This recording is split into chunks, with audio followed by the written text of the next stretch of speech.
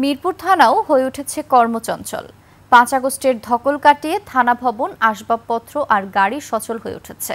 সেবা প্রার্থীরাও আসছেন, নিচ্ছেন সেবা। রাজধানীর থানা নিয়ে মইনুল হাসান মাসুদের ক্যামেরায় বিস্তারিত দেখুন সুমাইয়া খানের রিপোর্টে।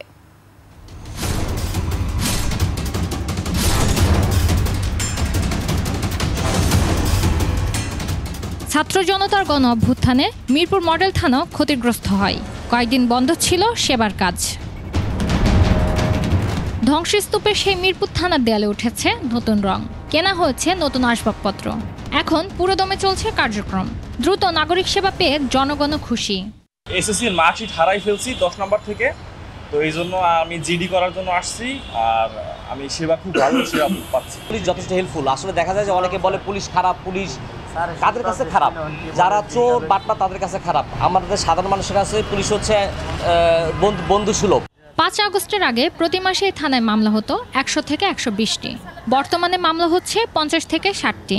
আগে ৭টি গাড়ি থাকলেও বর্তমানে ৬টি গাড়ি ও ১৫টি টহল মোটর বাইক সহ ১৪৯টি ফোর্স রয়েছে দ্রুত সেবা দেওয়ার জন্য।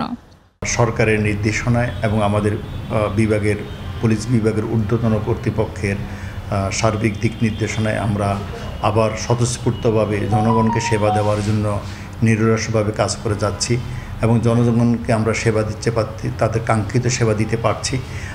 জনগণও আমাদের প্রতি তাদের সেই পুরনো আস্থা ফিরে পেয়েছে।